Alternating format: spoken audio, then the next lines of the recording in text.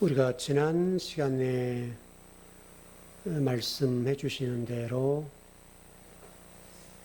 이스라엘 백성들에게 하나님 말씀을 알아듣지 못하게 하셨다. 이제 그 말씀은 상당히 저주스러운 말씀이죠. 그만큼 이스라엘 백성들이 영적으로 어둡다는 말이거든요. 어두웠기 때문에 그랬다라는 표현인데,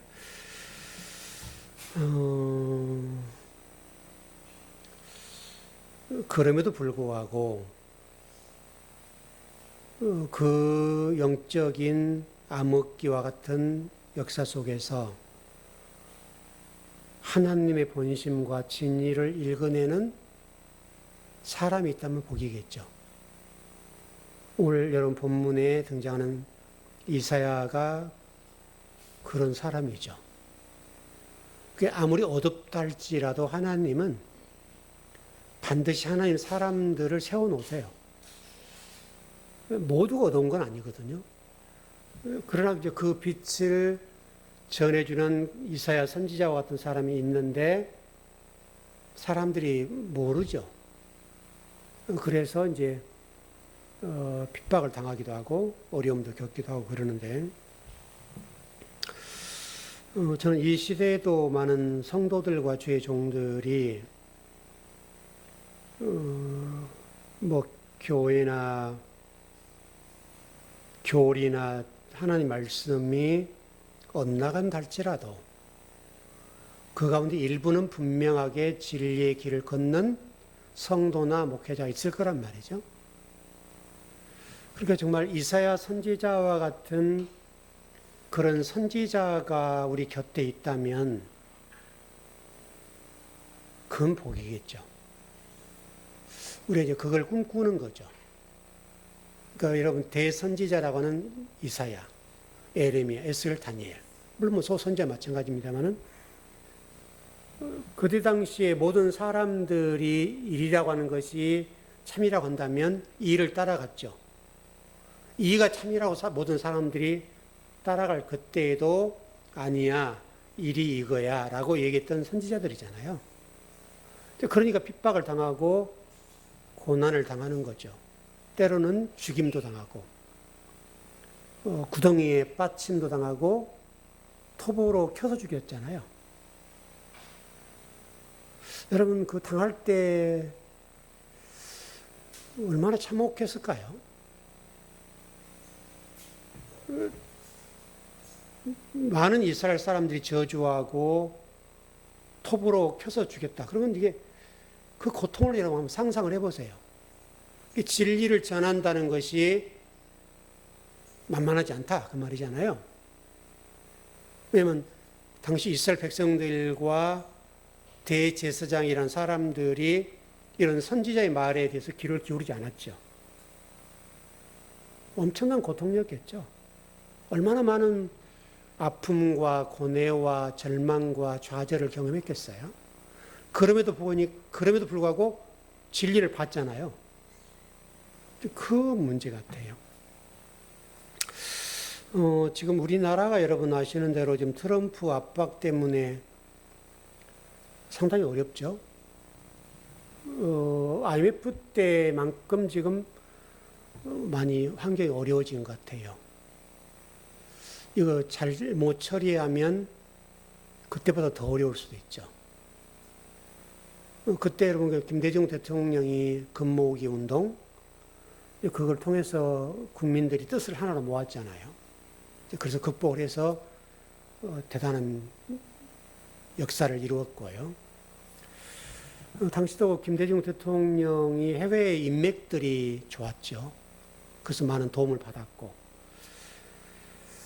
이번에 지금 미국에서 요구하는 대로 하면 80%의 외환 보유고가 거덜나게 생겼잖아요.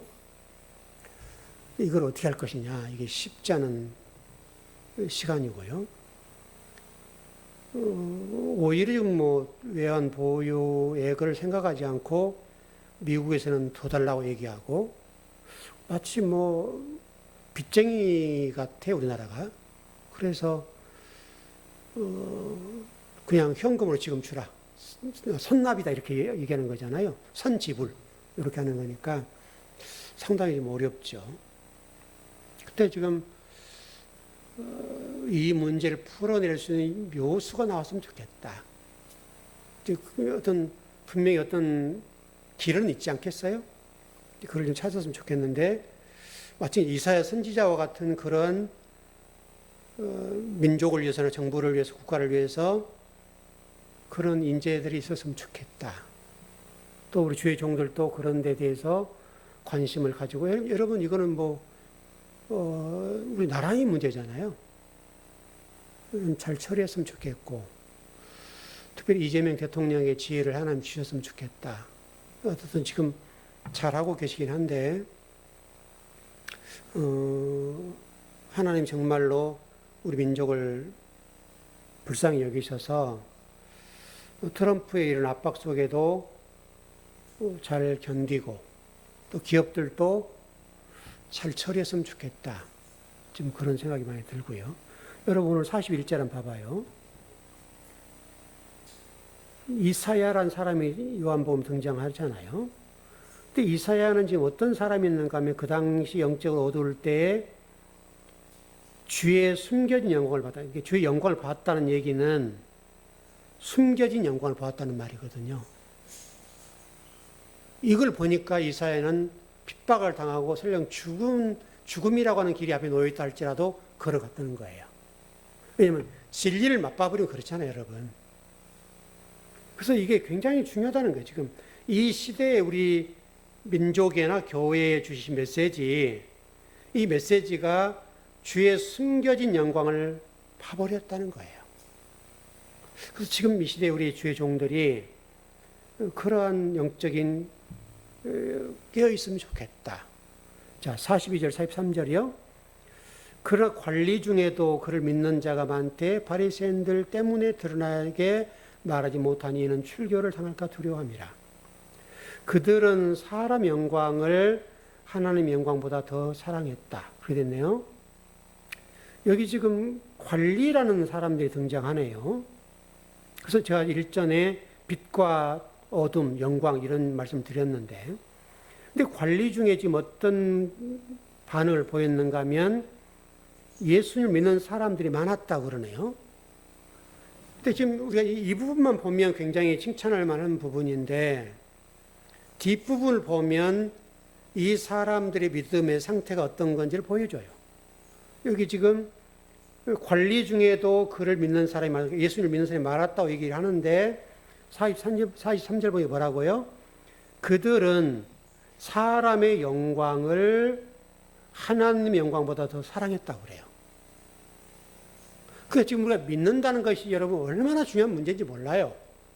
그러니까 하나님 믿는다. 하나님 믿는다. 진리를 믿는다. 이거는 귀한 거죠. 근데 여기 지금 보면 우리 43절처럼 그 믿는 것이 하나님 영광을 위해서인가, 하나님 영광을 초점에 두고 믿는 것인가, 아니면 사람 영광을 위해서 믿는 건가. 대개가 지금 사람의 영광, 땅의 일을 생각한단 말이죠. 우리 지난 금요일하고 수요일 날 공부했던 것처럼 이스라엘 백성들이 가나안 땅을 이렇게 정복해 가는 과정 속에 여부수족과 이제 이렇게 전쟁을 하는 과정 속에서 쫓아내지 못한 민족들이 있다고 그랬잖아요. 족속들이죠. 근데 그들에 대해서 하나님 뭐라고 말씀하셨어요? 내가 그들을 못 쫓아내겠다. 못 쫓아내겠다는 거예요. 놀랍게도 내 족속이에요. 내 족속. 동서남북 지형적으로. 그러니까 이걸 통해서 하나님이 우리에게 메시지를 던져주는 거예요. 서사기의 메시지와 또 여호수아가 가나안 땅을 정복할 때 메시지 똑같죠, 여러분. 지금 현재 이스라엘 백성들의 아랍권에 둘러싸여 있는 이 모습과 똑같은 거예요. 너희들이 지금 이렇게 우겨싸임을 당했는데 한 가지 답은 있다. 답은 있잖아요, 여러분. 어떤 문제든 간에 풀지 못한 답이 없는 건 아니에요. 모든 답이 있어요. 근데 그 답이라고 하는 것이 위를 봐야 된다. 동서남북으로 우겨싸임을 당했다고 되어 있잖아요. 우겨싸임을 사사기에 되었다 말씀한 걸 보면 그럼 위를 봐야 된다. 여러분 뭐죠? 그 노아 홍수 때 방주도 똑같지 않습니까, 여러분? 위만 봐야 됩니다. 위에. 지금 똑같은 메시지예요. 지금 시대를 살아가는 우리들, 또 어떻게 보면 좀 더 어려워질 수도 있고 나락으로 떨어질 수도 있고, 지금 우리나라가 참만 국군이 굉장히 지금 난파선과 같은 입장에 있지 않습니까? 앞으로도 계속해서 이런 압박은 거세게 밀려올 것이고, 또 미국의 수출은 아무래도 줄어들 것이고, 이제 관세 문제도 있고 여러 가지 복잡하니까 이제 그렇게 되면 이거 굉장히 좀 어렵죠. 여러분 그냥 트럼프 얘기대로 그냥 500조 그냥 갖다 준다 합시다. 그럼 여러분 우리나라 돈이 나가는 거예요. 미국에 투자하는 순간 그건 우리나라 돈 아니에요. 미국 돈이라고요. 그래서 이번에 이재명 대통령도 그 유엔에 가셔서 세일즈 얘기를 하시고 오셨죠. 우리나라 좀 제발 투자를 해라. 왜냐하면 투자해서 오면 다른 나라 회사의 이름이지만 우리나라 돈이 되는 거예요. 그래서 그렇게 하는 건데요. 지금 이렇게 어려운 때에 우리 교회가 해야 될 일이 있죠. 이때는 하나님께 우리가 기도하고 하나님 이 민족을 불쌍히 여겨달라고, 그리고 유정자들과 대통령이 지혜롭게 일할 수 있도록 도와달라고, 우리는 이거는 해야 되겠죠. 이거는 여러분들이 시간 나는 대로 그런 기도를 했으면 좋겠고요. 어떻든 간에 여기 지금 관리라고 되어 있어요. 이게 번역이. 근데 이 관리라고 번역한 것이 여러분 생각하면 관리가 뭘까? 이렇게 생각할 수 있는데 여기를 간단하게 정리하면 세상 임금입니다. 그 당시 세상의 임금들이, 이게 지금 아르콘이라는 단어인데요. 아르콘이라는 단어가 세상 임금이라는 뜻이에요. 그러니까 세상 임금들이 그때 예수를 믿는 사람이 많았는데 바리새인들 눈치를 보는 거예요. 왜? 바리새인들이면 종교 지도자들이 그때 당시에 권력자들이잖아요. 그렇게 좀 보시면 될 것 같고요. 44절, 45절 한번 보시죠.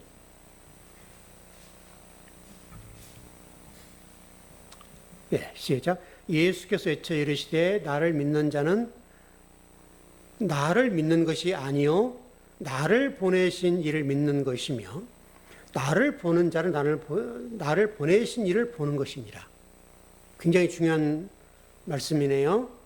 지금 이게 요한복음 주제이기도 하고, 그런데 나를 믿는 자라는 표현이 나오는데 나를 믿는 자를 나를 믿는 것이 아니라 누구를 믿는다고요? 나를 보내신 이를 믿는, 하나님 믿는다. 나를 믿는다는 말이 하나님 믿는다는 말이에요. 그래서 전번에 제가 공부할 때 그렇게 말씀드렸죠. 믿는다는 것에 관해서 예수님 때문에라고 제가 여러분 토익교육을 말씀드린 적이 있죠. 근데 예수님 때문인데 그 예수님 때문이라는 핵심이 뭐냐면 하나님 말씀이다. 그렇게 말씀드렸죠. 하나님 말씀이 예수님 때문이 된단 말이죠. 예수님 믿음이 된다고요. 그렇게 말씀을 드린 거예요. 그러니까 여기도 똑같잖아요. 지금 예수님을 믿는 것이 예수 믿는 것이 아니라 그를 보내신 자. 하나님 믿는 게 된다. 예수를 믿는다는 말은 하나님 믿는다는 말은 똑같아요. 그리고 예수를 본다는 말은 하나님 보는 거와 똑같다. 지금 그렇게 돼 있잖아요. 그러니까 지금도 많은 그리스도인들이 하나님을 보여달라고 그러잖아요. 보여주세요. 근데 여기 말씀을 이해하면 예수님을 보면 하나님을 보는 거예요. 여러분 요한복음 8장 19절 한번 봐봐요.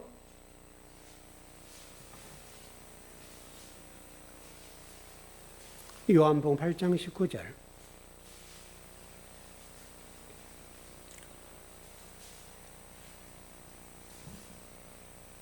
예, 시작. 이에 그들이 묻되 내 아버지가 어디 있느냐? 예수께서 대답하시되 너희는 나를 알지 못하고 내 아버지도 알지 못하는도다. 나를 알았더라면 내 아버지도 알았으리라. 그렇죠? 똑같죠? 요한복음 14장 8절 9절 한번 봐볼까요? 요한복음 14장 8절 9절.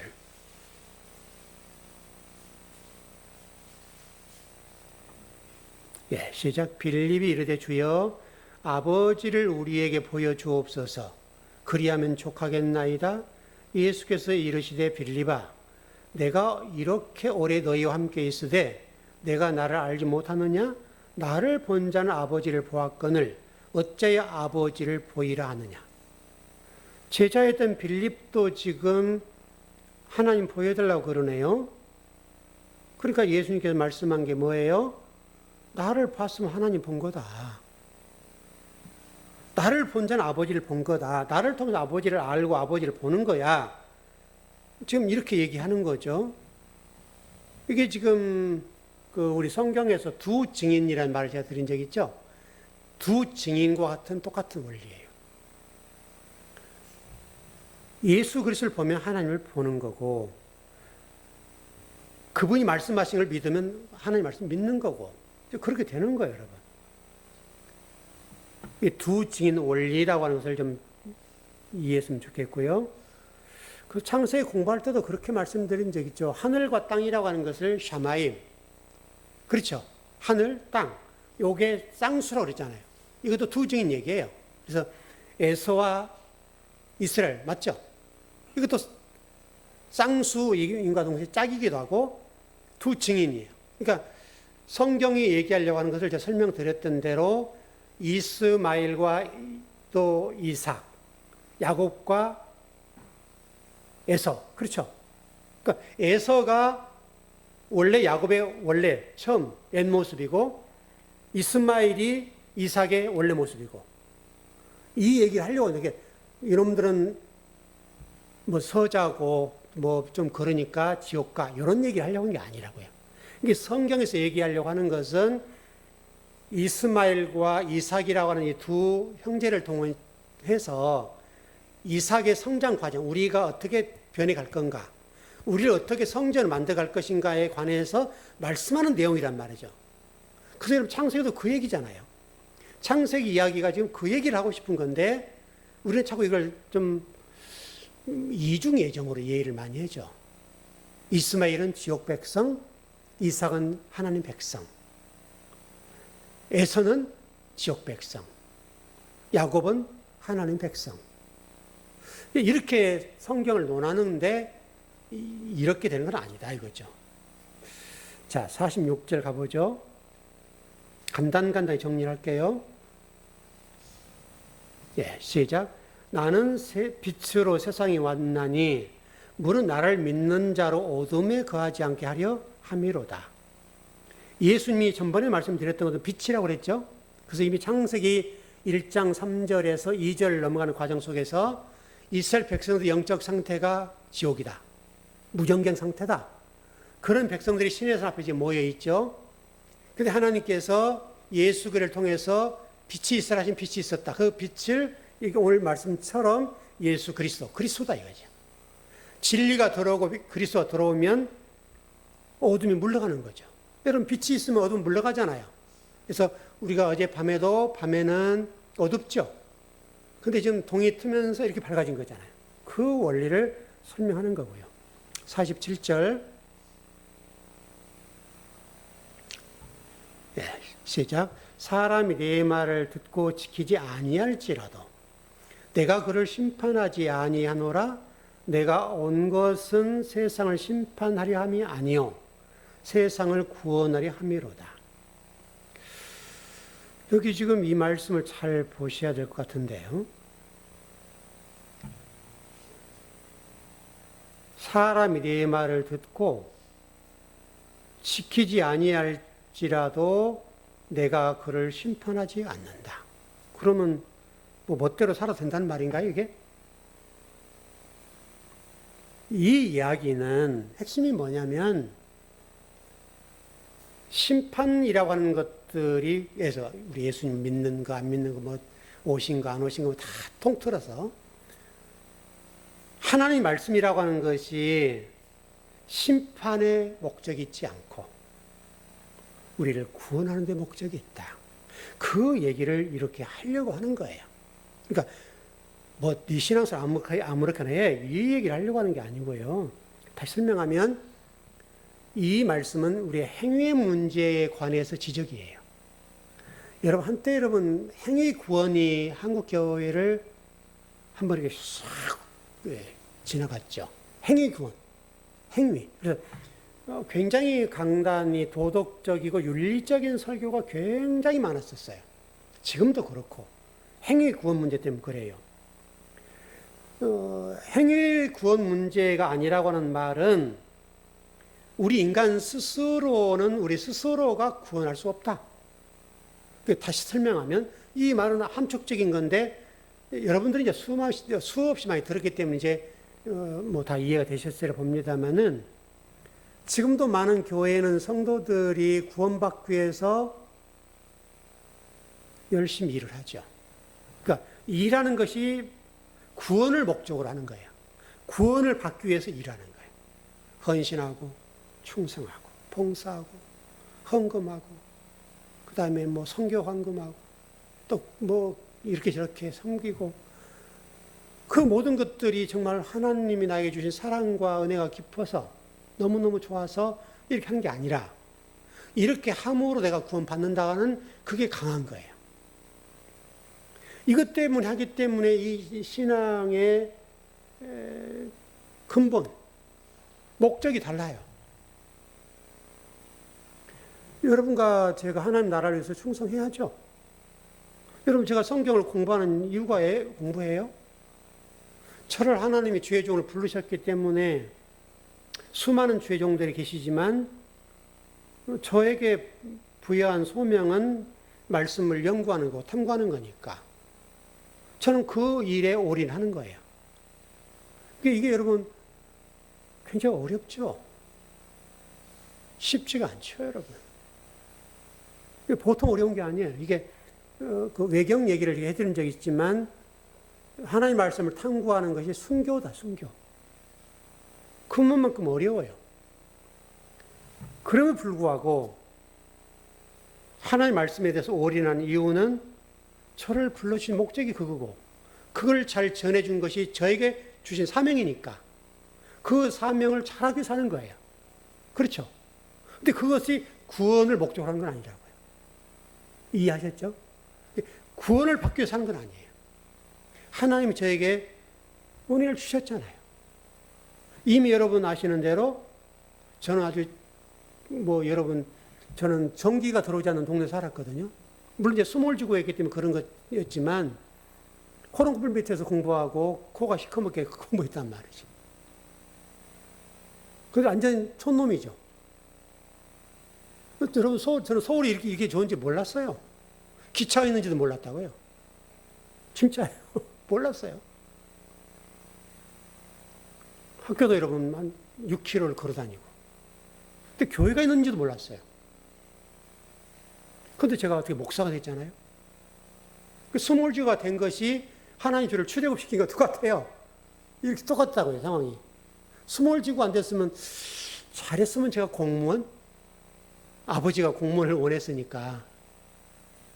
저는 공무원이나 그렇게 하지 않았을까 싶어요. 근데 그 촌에 살았던 사람을 불러내서 서울까지 올라오게 하시고, 공부하게 하시고, 이럴 줄 제가 어떻게 알았겠어요? 그리고 여러분 과정 속에 제가 죽음의 사선을 넘기도 하고, 이거는 의사 90%가 사망 선고를 내렸고, 이게 그 기간이 벌써 여러분 40년 전 얘기죠. 40년 전에 저를 거기에서 구원해 주셨잖아요. 여러분 놀랍지 않아요? 거기서 죽었으면 이런 일 없을 거 아니에요? 근데 그렇게 저를 구원해 주셔서 이 길을 걷는 거죠. 제가 아야스를 못해요, 여러분. 어떻든 정리를 해보자면 행위 문제가 아닐 뿐만 아니라 인간 스스로 구원을 받을 수 없다. 인간 스스로. 여러분 이것만 정리해도 한국 기독교가 상당히 정화될 거예요. 상당한 어떤 부분이. 굉장히 많은 퍼센트가 이 부분에 지금 교회가 매몰돼 있다고 표현할까요? 성도들이 여기 이 문제 때문에 그냥 없는 시간 쪼개서 교회 와서 헌신하고 충성하니라고 힘든 거죠. 정말 좀 자유로웠으면 좋겠는데. 여러분 그렇게 좀 정리했으면 좋겠습니다. 48절. 네, 시작. 나를 저버리고 내 말을 받지 아니하는 자는 심판할 리가 있으니 곧 내가 한 그 말이 마지막 날에 그를 심판하리라. 나를 저버렸다고 그러네요.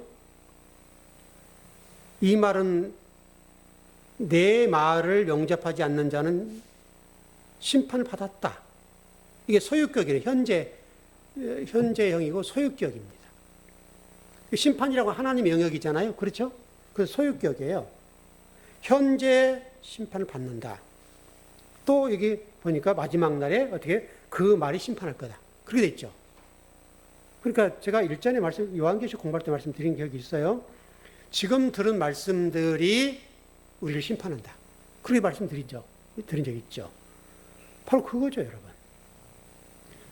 어떻든 분명한 것은 성경에서는 언제 심판이 이루어지냐라고 얘기하니까 호로고스, 지금 하나님의 말씀을 듣지 못하면 심판이 이루어진다. 그러니까 우리가 이제 어떤 기독교적인 관점이 있는가 하면 마치 하나님을 옥황상제와 같은 A 누구 올라와 여기 가서 앞에 서라. 그리고 이제 쫙 이렇게 본다고 하잖아요. 너 세상에 사는 동안에 이렇게 딱 너 지금 이게 다 기록됐네. 너 언제 이랬지? 너 언제 이랬지? 이렇게 묻는다는 거예요. 그리고 너는 좀 무겁네. 저울 추가 너는 기울어졌으니까 너는 지옥. 이렇게 한다는 거예요. 옥황상제와 같이 하나님을 그렇게 이해한다는 거예요. 여러분, 그러면 질문이 가능한 게 뭐냐면, 그러면 예수 그리스도의 십자가 지심이라는 은혜는 어디 갔는가? 여러분, 그 한마디로 끝나지 않아요? 만일에 우리가 그런 노력으로 구원을 이룰 수 있다면 예수 그리스도가 죽으실 이유가 없죠. 근데 여기에 대해서는 묻지도 않고 대답도 안 해요. 여러분, 그러지 않아요? 그래서 여러분, 지금 중요한 게 뭐냐면, 하나님 말씀을 지금 들어야 돼요. 듣는다는 표현은 강단의 문제이기도 하고 성도의 문제이기도 하죠. 강단에서는 말씀을 전해줘야 되고, 성도는 들어야 되고, 그렇게 보겠습니다. 자, 49절. 시작. 내가 내 자유로 말한 것이 아니요 나를 보내신 아버지께서 내가 말할 것과 이를 것을 친히 명령하여 주셨으니. 명령하여 주셨다. 이제 번역이 이게 지금 명사로 번역이 됐네요. 근데 지금 이거는 분사로 번역이 돼야 맞아요. 좀 문법에서 어렵습니다만은 이게 명령하여 주셨다라고 하는 말보다는 넘겨주셨다. 넘겨주셨다. 내가 말한 것과 이를 것을 친히 넘겨주셨다. 이게 지금 헬라어 다 설명하려면 좀 어려우니까 핵심만 이렇게 전해드리면 좋을 것 같아요. 이렇게 넘겨주신 거예요. 우리를 넘겨주셨다. 그래서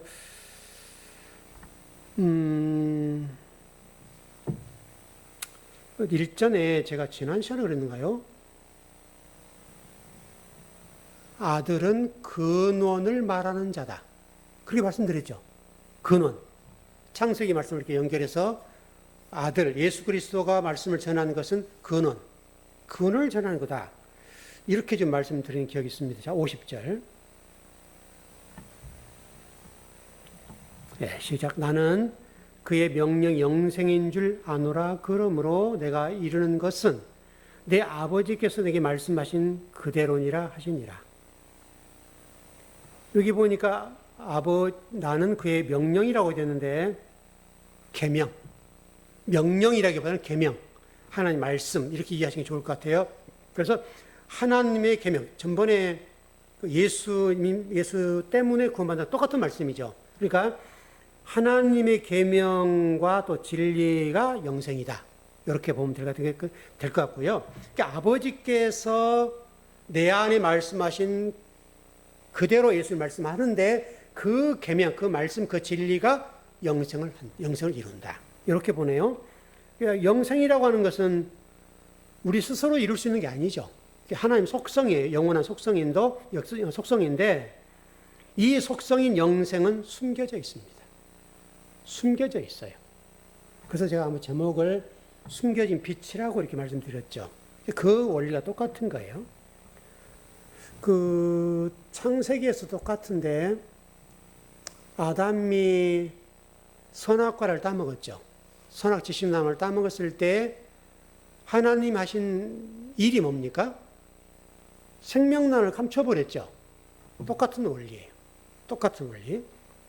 여러분 창세기 3장 22절 한번 가봐요. 우리가 공부를 했는데 아마 여러분 이게 기억하시는지 모르겠는데 해도 어려운 게 성경이니까요. 창세기 3장 22절.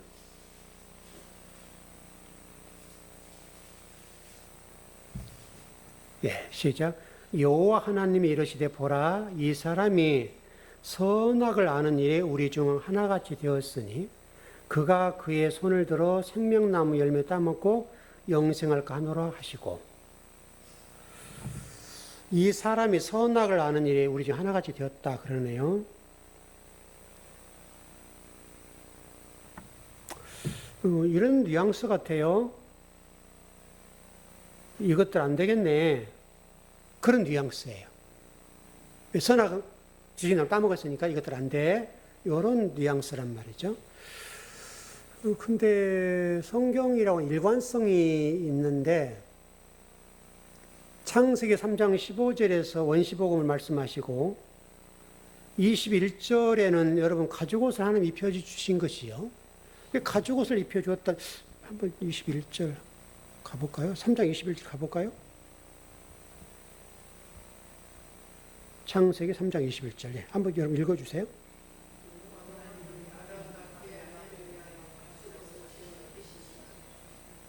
그렇죠. 하나님 가죽옷을, 그게 은혜죠. 가죽옷을 입혀주셨다는 거예요. 왜? 선악과를 따먹었으니까. 하나님이 은혜로 이게 죄를 덮는 장면이겠죠. 근데 3장 22절에서는 저주에 관한 말씀이죠. 그렇죠? 3장 22절 보세요. 여호와 하나님이 이르시되 보라 이 사람이 선악을 아는 일에 우리 중 하나같이 되었으니 그가 그의 손을 들어 생명나무 열매도 따먹고 영생할까 하노라 하시고 저주예요, 저주. 그러면 은혜를 베푸셨는데 바로 그 다음에 저주를 하시는 거니까 복음이 아니고 성경 일관성이 떨어지죠. 그래서 제가 그때 설명을 해드렸던 기억이 나는데 우리 중에 하나가 이렇게 우리 중에 하나라고 지금 번역이 됐는데 민맨누 이렇게 말씀드린 적 있죠. 기억이 안 나시겠죠? 맨누 그 갈라디아서 2장 20절 할 때도 그 비슷하게 말씀드린 적이 있는데 근데 지금 이게 해석은 1인칭 복수로 해석이 되거든요. 지금 우리 성경 번역이 1인칭 복수로 번역이 됐어요. 근데 지금 원문에는 뭐라고 되는 3인칭 단수예요. 여러분, 선악과는 누가 따먹었습니까? 아담이 따먹었죠. 그래서 이 아담을 우리가 이해하는 대로 하나님이 최초로 창조한 인간, 이렇게 보는 건데, 근데 이 성경은 여기에 대해서 3인칭 단수로 되어 있단 말이에요.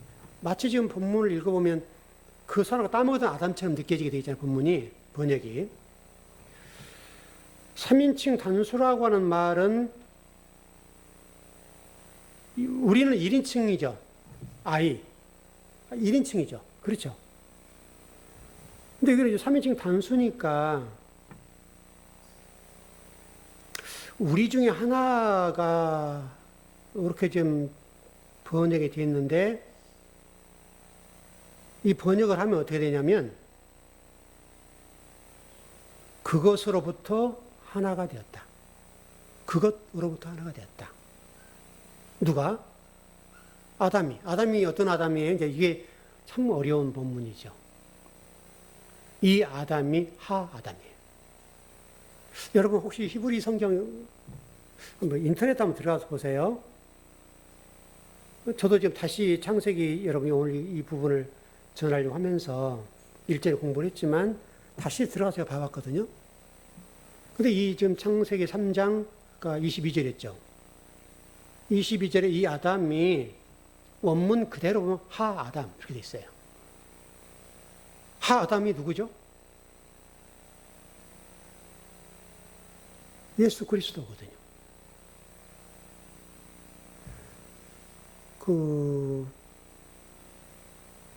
요한복음 1장 할 때도 호 로고스 그렇게 말씀드린 적 있죠. 똑같은 원리예요. 그러니까 아담은 120번 있고 121번이 있다고 그랬죠. 그건 기억나죠. 그러니까 아담에도 인명적인 사람의 이름으로서의 아담, 그리고 또 다른 이름으로서는 명사로서 대표. 여러분 창세기 5장 1절로 한번 가봐요.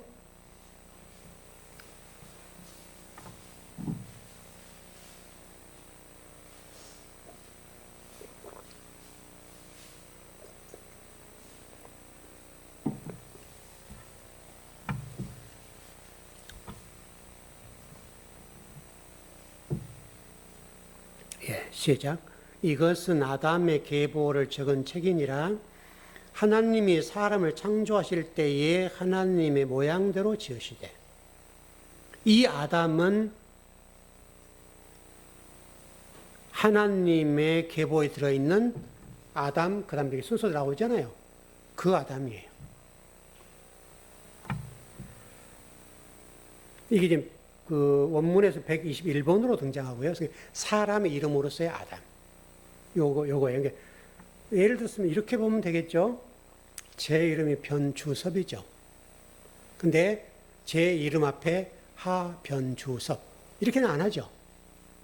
여러분 무슨 얘기 아시겠죠? 그러니까 하나님 이름 앞에 또 그리스도 이름 앞에는 하. 이게 정관사죠. 정관사.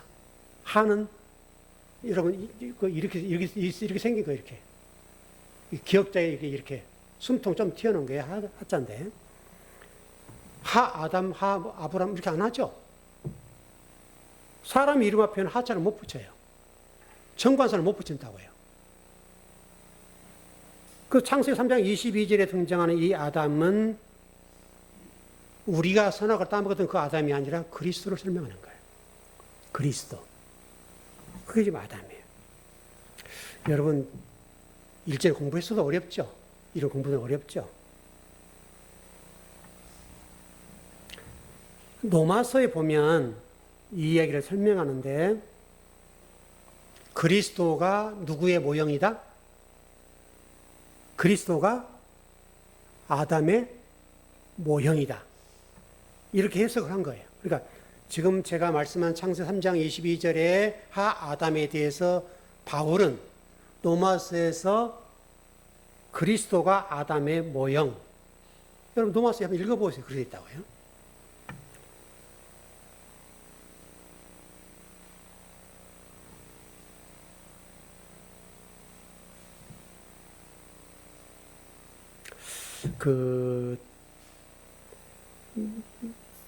많은 목사님들이 이 부분을 해석하면서 그 뒷부분 보면 이제 아담 부부가 농사 짓는 장면이 나오죠. 그래서 선악과 따먹고 쫓겨나가지고 에덴 동산 쫓겨나서 평생 동안 일했다. 그래서 그리스도인들도 죽는 날까지 고생해야 된다. 이렇게 지금 해석하는 본문이 되거든요. 농사 짓는 거죠, 이게 에덴 동산에서. 근데 그 농사라고 하는 것들을 제가 해석해 드릴 때 예배하다. 왜냐하면 에덴 동산은 천국이죠. 그 천국인데 천국 안에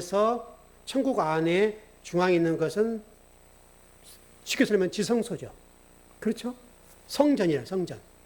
성전 개념으로 이해를 하셔야 된단 말이죠. 바로 그게 천국이죠. 그게 하나님 계신 곳이죠.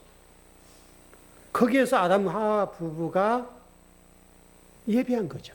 그래서 제가 아바드라는 단어를 썼던 것 같은데요. 기억이? 아바드 기억나세요? 기억나시죠?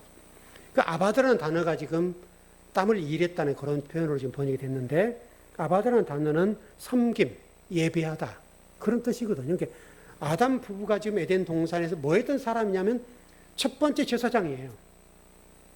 첫 번째 제사장으로서 예배를 드린다고, 예배를 집리하고 예배를 드린다. 이렇게 좀 이해를 했으면 좋을 것 같고요.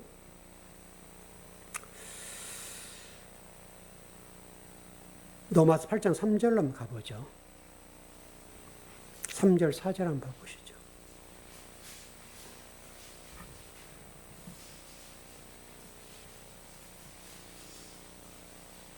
아까 좀 그 하아담으로서 예수님을 그리스도를 보내셨다라고 하는 부분이 나왔기 때문에 그걸 좀 설명하려고 그럽니다.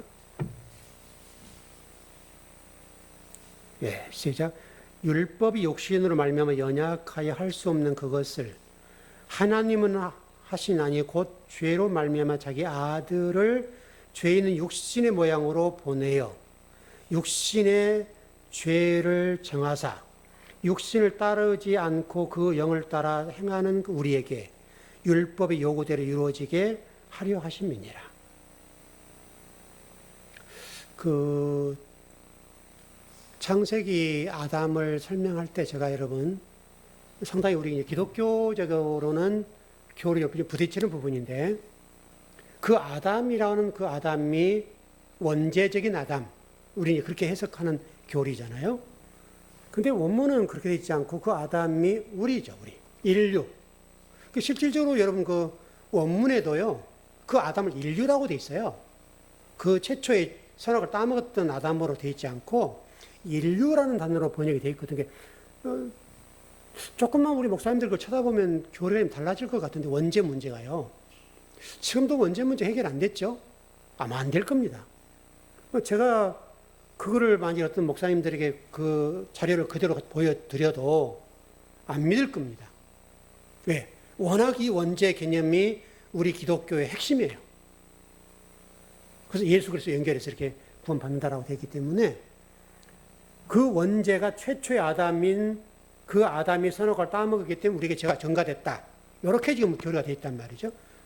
그런데 실질적으로 그 선악과는 우리가 따먹은 거예요. 그래서 성경은 인류라고 되어 있어요. 인류. 너무 명확한데 아마 이 교리는 아마 예수님 재림하실 때까지 안 바뀔 거예요. 그게 무너질 수 있겠습니까? 워낙 우리 기독교를 이렇게 감싸고 있는 기둥으로 얘기하는 굉장히 큰 기둥인데 근데 왜 그게 그렇게 안 바뀌는지 모르겠습니다만은 바로 그 문제를 더불어서 아까 하아담인데 그분을 육신의 죄를 정하사 우리 죄 있는 육신의 모양으로 이거 보세요. 아까 로마서 그 몇 장이죠? 8장 3절. 곧 죄로 말미암아 자기 아들을 죄 있는 육신의 모양으로 샬라 많이 들어봤죠? 보냈다는 거예요. 그래서 그 예수의 십자가를 지시죠. 죄인으로 지시는 거죠. 바로 그 문제예요, 여러분. 요한계시록 22장 1절 2절 한번 봐보죠.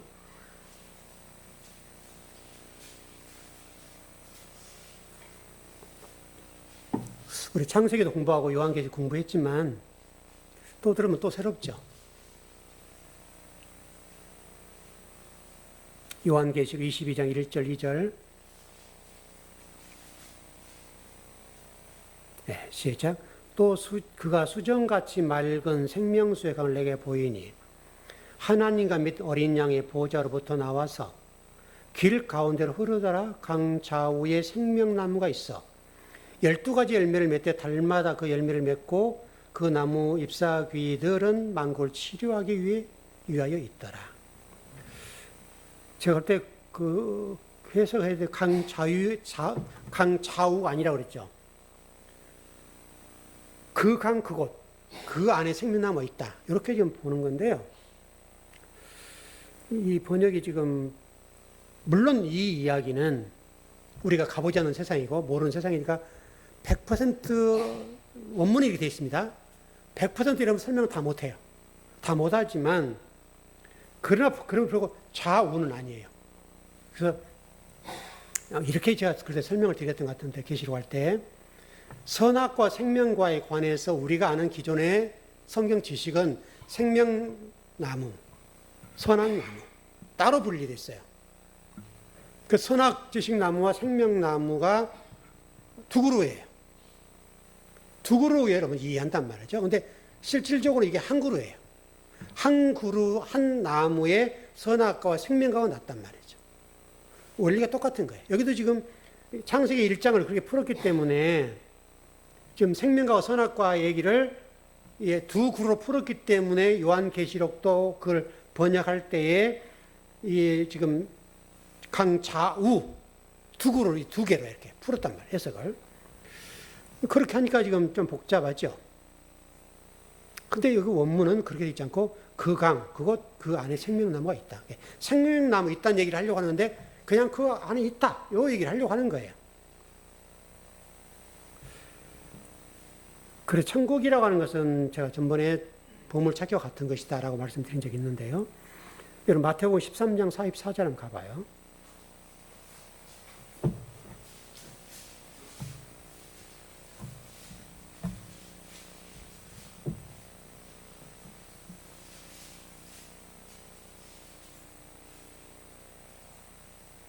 예, 시작. 천국은 마치 밭에 감추인 보화와 같으니 사람 일을 발견하는 숨겨두고 기뻐하며 돌아가서 자기의 소유를 다 팔아 그 밭을 사느니라. 여러분 이게 천국이고 그리스도라는 얘기죠. 천국 그리스도. 천국이라고 하는 숨겨져 있다. 그리스도 숨겨져 있다. 진리는 숨겨져 있다. 그래서 계시록 1장에서도 이게 인을 떼야 되잖아요. 그런 모습과 똑같이 좀 정리가 되어 있는 것 같아요. 뒷부분은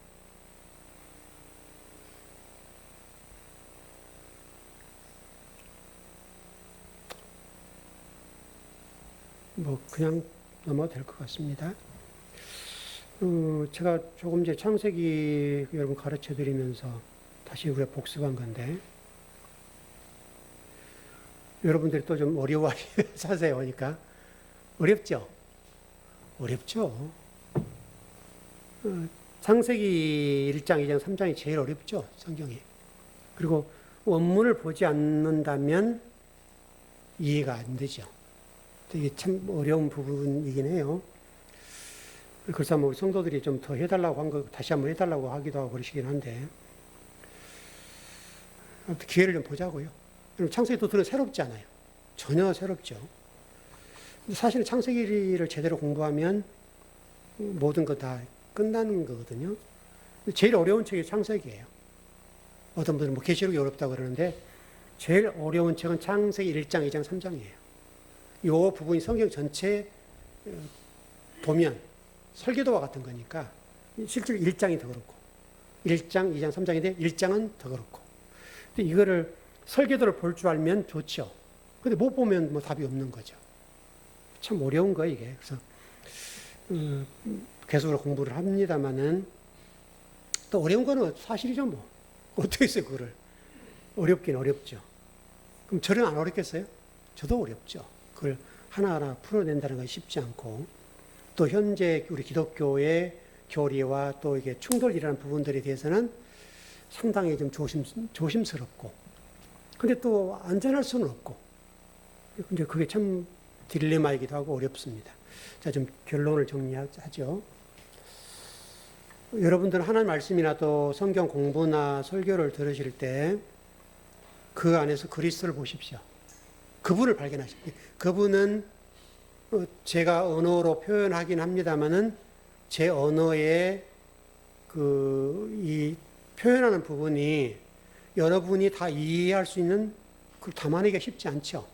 다 다양하고 또 연세도 다 다양하고 그렇기 때문에 어떻게 어디에 초점을 두고 이렇게 설명해야 될지 쉽지도 않고, 근데 어떻든 여러분들 그걸 듣고 잘 소화했으면 좋겠어요. 물론 우리가 계속 반복을 하죠. 성경 계속 반복 안 하는데 반복하는 과정 속에 그게 딱 이해되고 해석되고 깨달아진다면 참 좋을 것 같고요. 그래서 어쨌든 진리 말씀을 붙잡는 우리가 됐으면 좋겠어요. 그 복은 저와 여러분이 꼭 누렸으면 좋겠습니다. 예, 기도하겠습니다.